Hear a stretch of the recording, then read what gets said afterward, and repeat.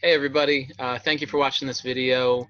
I wanted to bring Mr. Uka on here and I want to give him the opportunity to speak to current events, speak to his experience in the classroom and how all of that relates to him. We also have Miss Christie on here. She's the intern that's working with us, and I wanted to make sure that she was on this call as well so that you guys see her and have an experience with her as well, since she'll be with us until April of next year. So let's jump right into it. Mr. Uka, obviously there's been a lot of events going on recently. Protests, in some places riots, looting, things like that. But generally speaking, the topic that we're talking about is social or racial injustice and how that plays into the lives of all of us, with police shootings and police killings, something that's been happening for many years, but something that is on the forefront of our minds, especially right now. So I wanted to ask you, generally speaking, how do you include topics of racial equality and justice into your lessons in your classroom? So it's not even just including it.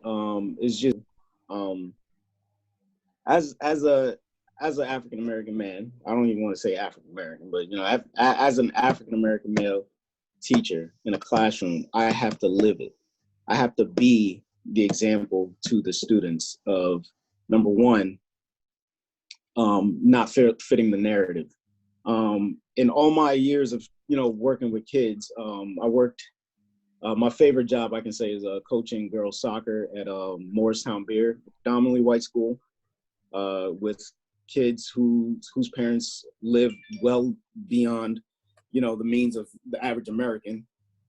It's a private school, and me as an African American male going into that environment, number one, I was going to a situation where they've never had an African American coach who was a man as well. So it was almost as if, okay, what do they think of me off the bat? Are they going to stereotype me? What kind of remarks am I going to get? What kind of, am I going to be insulted by the parents? I didn't know how to approach it. So I'm just going to be myself. I'm just going to be myself 100%. If they ask me questions, I'll answer honestly, as honest as I can. That ended up being one of the best jobs I've had. The girls that I've coached, no issues, no problems. They were willing to accept me for who I was because I was honest. And I find that works a lot, really well with kids, just being as honest as possible. In terms of like not crossing the boundaries, but being honest overall. So for situations like, what's going on now, if I were to get the question like, Mr. Uka, what do you think about what's going on? What I would say is it's scary. It's really scary. It's scary on both sides because at the end of the day, it's like, who's the good guy? Who are the good guys coming out of all of it? Is it the people protesting? Is it the looters? Is it the police officers, the military personnel, the politicians, the media? Who are the good guys? The fact that we don't know who the good guys really are, that's what's scary. In my opinion, the good guys could be, the people that are fighting for my life. But then that could be a biased feeling because, they're fighting for me. But at the end of the day, what are they fighting for? They're fighting for the right to live comfortably in America without the fear of, potentially dying at the hands of a police that's militarized. So now the psychological breakdown of each component is what I enjoy doing. I like breaking down, why would a cop do such and such? Why would a military personnel do such and such? Why are these people out there protesting for their reasons? And, if you guys would allow me to break each down, I'll feel, because this is exactly what I'll say to the students as well. Yeah, for police officers, a lot of them, usually from the police officers I know personally, one was being bullied in high school. That I went to high school with him. He was being bullied a lot. So when he became a police officer, he got that respect. He got that power that he never had before. And now he feels like a prominent member of the community, and he feels as though he's doing something good. Another one was actually his bully in high school. And in that, he's always craved power, always wanted to have power. And now that he has power, he can assert his power on anyone he chooses. And both, although I haven't heard anything bad about them, I can see their personalities, either improve or, get worse just based off their job. People's jobs actually do a lot to them. Yeah. So with them, it's almost as if like, yeah, I knew both of them in high school, but how can I, still speak to them now in this political climate? And the one that was bullied reached out to me and said, how you doing? What's going on? What do you think about everything going on? And I told him, again, honestly, you chose a terrible job in terms of like risk, in terms of safety to yourself. You chose a job that is difficult, a very difficult job, because the system that you work for has set you up for failure. They undertrained you. They undertrained you in terms of sociology. All police officers just have to understand the social aspect of the job that they're doing. Their job is to protect and serve, but they always forget the other part, to maintain order. All right? To maintain order means to maintain peace. If you're going to go into a situation where a black man is sitting in his car after passing a stop sign illegally, and your job is to follow the law to the 10th degree, to the highest degree possible, and say, okay, I have to pull him over, ask to roll your window down, license, registration, follow that system. If you're coming to the car with your hand on your gun already, that's already going to increase the tension. That's going to increase anxiety. You should understand that certain actions, certain movements are going to increase the situation's tension, and you shouldn't do that at all. Sure. You should go approach things with a calm mind, with a calm heart, and say, okay, let me do my job exactly how I'm supposed to do it. Anything beyond that is when you start to fail. Yeah, so having de-escalation in mind already. Yes, you already have to have that, because think of the crime that the person committed. They ran through a stop sign. Okay, where are they going? Are they in a rush? What's the issue? You get me? Things happen. And if you have to call for backup, just follow the situation. See how the person's reacting, especially if you're calm. If I'm approaching you in a calm manner and you start raising your voice at me, I know something's wrong.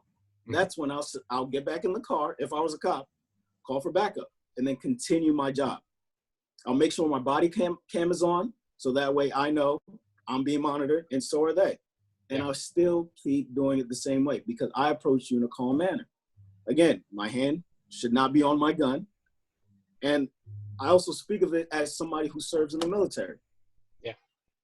De-escalation is the best way to solve issues. That's why the job as a negotiator exists, because they're the ones that are there to ease everybody down. And if that feeling, if that drive is not in somebody already, it's hard to handle a situation where, again, let's say an autistic black man is in the street. I've heard stories, I've seen videos of them shooting a knife with an autistic man, but a white autistic man, they were able to subdue him, get him handcuffs, and just walk him to the car. Mm-hmm. What is the difference in each of them? The only difference is the skin color. That's the only difference. Yeah. And then if we continue to see that, we continue to feel like we're the ones being attacked. Mm-hmm. And if we're the ones being attacked continuously, and if protesting peacefully did not work, what else was left but to go to the streets and protest and say, look, we're tired of dying at the hands of police because they're not doing their jobs properly. Just do your job to the book. That's it. Because even in the teaching career, there's teachers that that do the most. You've seen them on the news. Teacher with a student that they weren't supposed to be together, but you hear it in the news. There are teachers that don't have any morals at all. Teachers that would try to cheat the system for a specific kid. There's a reason why you can't, I don't know if it's true, but I heard the rumor, I've never looked it up, that as a teacher, I can't teach my own kid. Is it true? Because it's a bias. I could It's a Bible. imagine that it's true with my own kids, Yeah, but I don't know for sure. Mine's yeah. only 2.5. I don't, I don't know for sure, but I've always thought that, you know, if I was a teacher and let's say I had my child in my classroom, is that fair to everybody else? No, I want my child to succeed. I'm going to pay more attention to my child.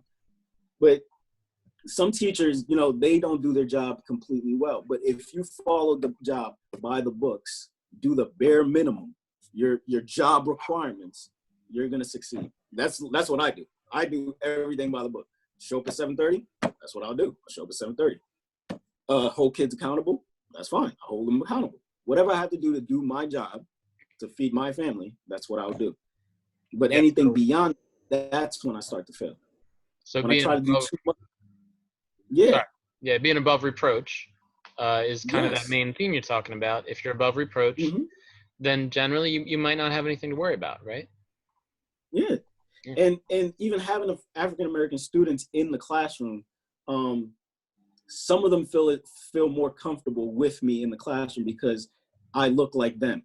Sure. They feel as though I will understand their life better because I've probably been through the same things they have. And it's I can say that because I've asked them, each student, I asked them a question: what grade were you first kicked out of class? And a lot of them would say, you know, second grade, third grade.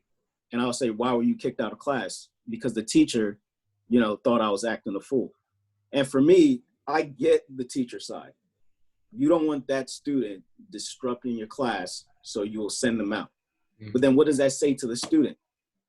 Oh, now you can kick me out of class. I don't have to be there anymore. Now I know if I want to leave the class, I just have to act up. You kick me out, and whatever I'm struggling with, I don't have to look at it. I don't have to face it. I'm gonna sit with the principal. He probably has candy. That's where I'll be at. So for them, they already know that, okay, that's what I'm gonna get kicked out for. And those are little kids. But then that becomes a pattern for them. And then they start growing up, and then they start realizing that they're being targeted because the teacher they had before told the new teacher, oh, he's a problem. He's going to be a problem in the class. He's the problem And kid. he's a problem kid. But for him, it's an escape method. He's escaping the hardship, the problem of just even understanding, let's say, how to spell his name. He's escaping that because he doesn't feel like doing it. But instead of understanding the kid, no, kick him out. Make him somebody else's problem. And that's where a lot of teachers fail, because they feel as though, no, it's going to be another teacher's problem. It's going to be administration problem. When you are the head person in the classroom, you are the main person. You're the role model. You're the one they look up to from the first day. You should be the one to say, hey, you mind staying by? I just want to talk to you after class. What's going on with you? What's the issue? I can't spell my name. All right, we're going to work together. Or I'm going to ask the principal to bring in a TA, and they'll work directly with you. Just communication instead of just kicking them out the classroom, because that's going to create a pattern. And unfortunately, even for students like that, I've heard stories where students are the ones that, African-American students, male, are the ones that sit closer to the teacher in the class because the teacher wants to monitor their behavior. And that already singles them out for whatever reason. You're singling that kid out. And now that kid is going to have that stigma that from every other classmate, oh, you're the bad kid. That's why you're sitting next to the teacher, because you can't act right. Right. And to me, it really starts from that point to the point where in their mind, I'm the bad kid. That's who I am. That's who I'm going to be. Instead of just kids understand things. They understand things at their level. It's still something they understand. And seeing the world right now, a lot of kids, they're terrified. They don't know what to expect. Because I remember in high school, I was in 2012. When 2012 was happening, I thought that was a scary time. But that doesn't compare to this at all. Nickelodeon is showing, you know, a monologue of, like, you know, I can't breathe, and kids are terrified. Yeah, they're terrified. So at the end of the day, for me, it's just, I know for a fact, to get to a kid, to make sure they understand where I'm coming from, I just have to be 100% honest with who I am. I'm going to be a black man in front of you as much as I can. I'm not going to fit your stereotype, but you're going to know where I come from. You're going to know my culture. You're going to know about my parents. You're going to know how I was raised, because I want you to understand that me, just like you, I'm human too. At the end of the day, after this job, I go home too. I have a family I go home to. Mm-hmm. You're going to know about me, because if you know me, you're going to accept me. You're going to want to possibly be like me, which I tell kids, be better than me. Don't be like me. Be better than me, because I'm unique. Don't be like me at all. I like who I am, but just be better than me. That's all you have to do. Be better than the adult in the classroom. That's all you have to do. So That's literally it. let me summarize everything that we've talked about so far, Uka, or Sorry, I everything talked. that you had said.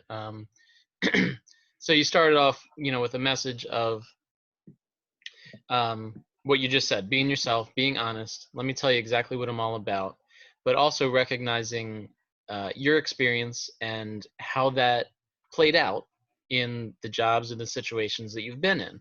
That the school where you used to work, being mostly white school with He's from. affluent people, that you coming into that environment Mm-hmm. might look very different from me, a white man, coming into that environment.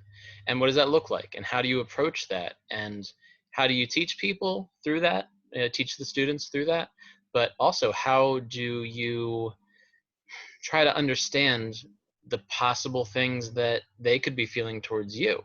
So that was an excellent point.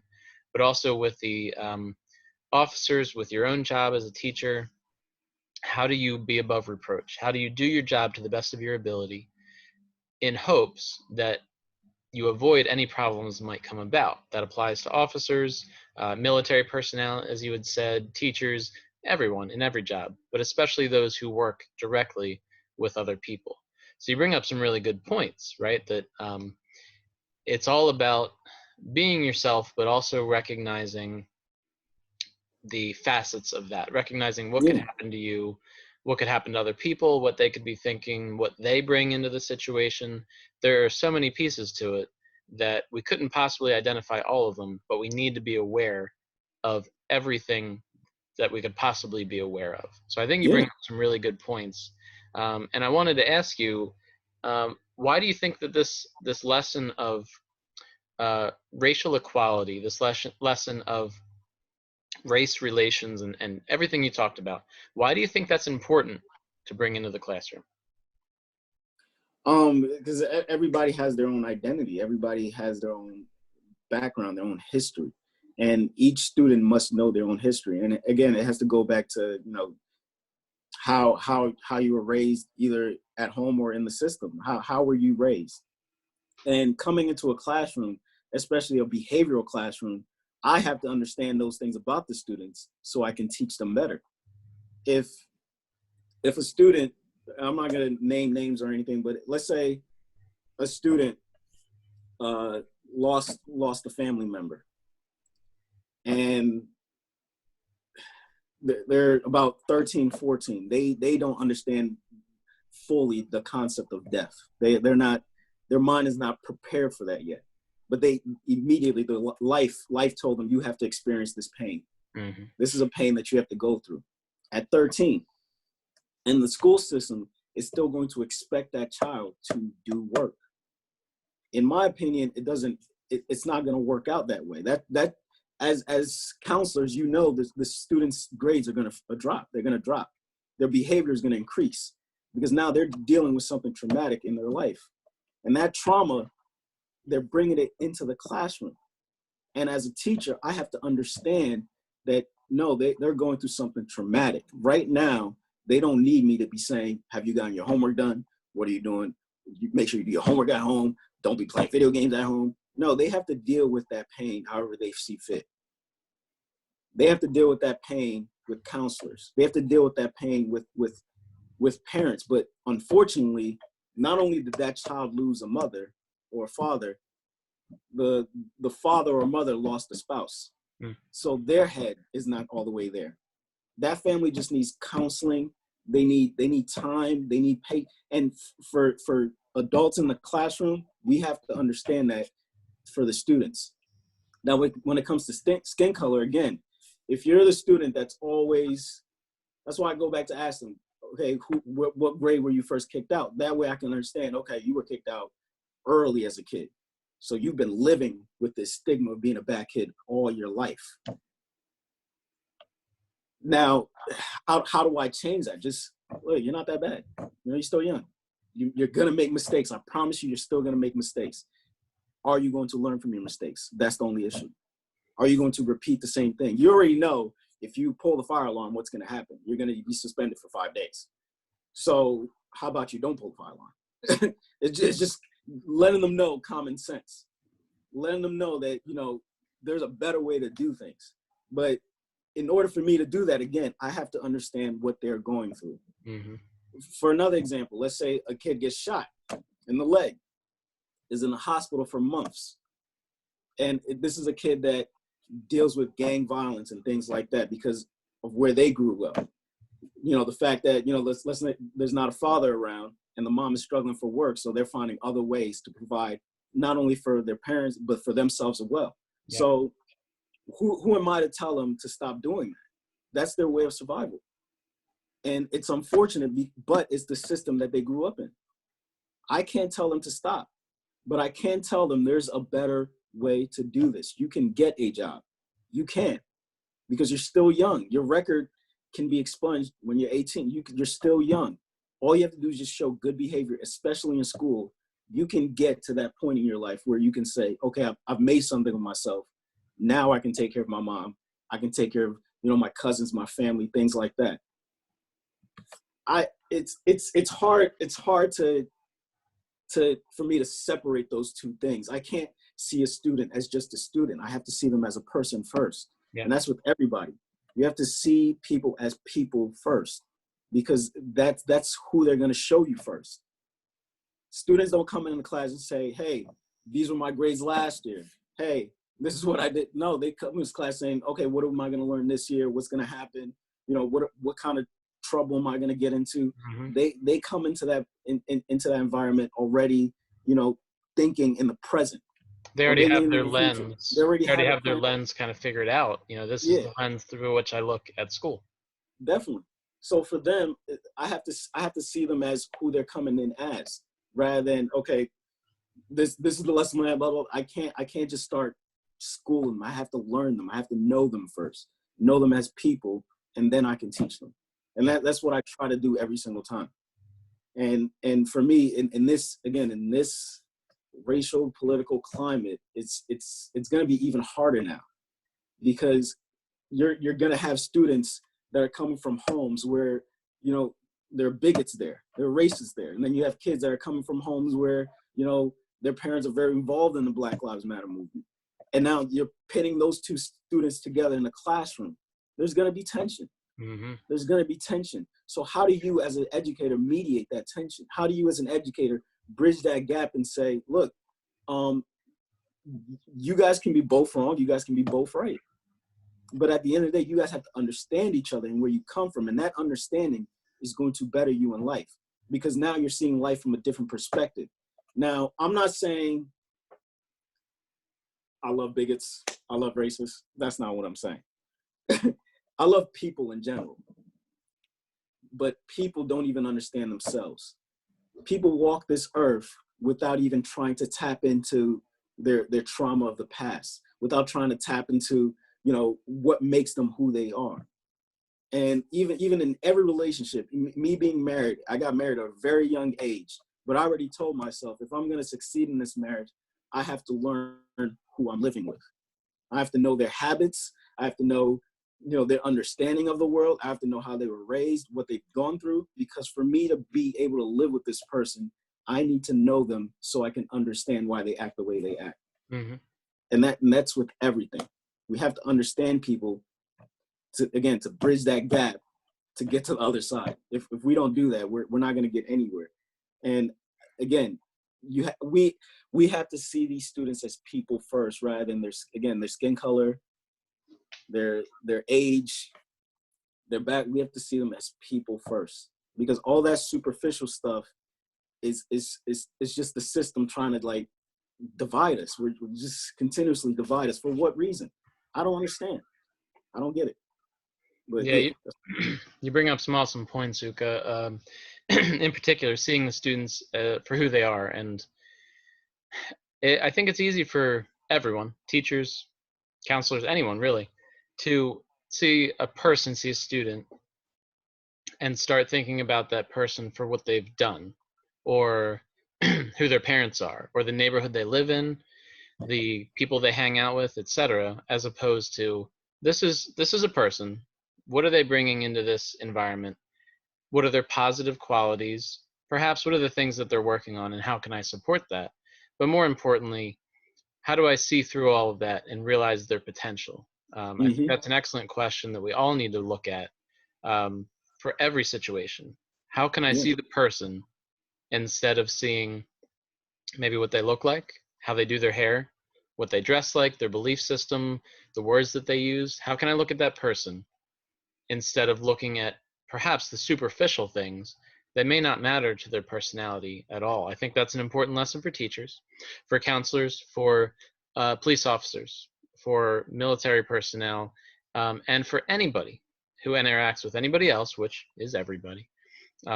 I think that speaks to our biases as well, like the bias that we have against certain people or groups of people that we may not even realize we have. So I think those are some excellent points.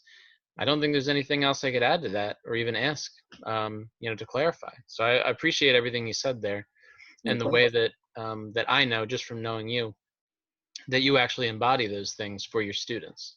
So thank you for talking about that. Thank you for actually doing that in your classroom, and thank you for your commitment to people and to students, and I guess just to the improvement and the progress of the world that we live in. Appreciate it. Yeah, thanks a lot for doing this, and I hope the rest of the school year goes well. I thought there was one more question. There was, but I'm gonna skip that one because you got it. All All right, right, thanks, Uka. no Thank problem. you. Thank you.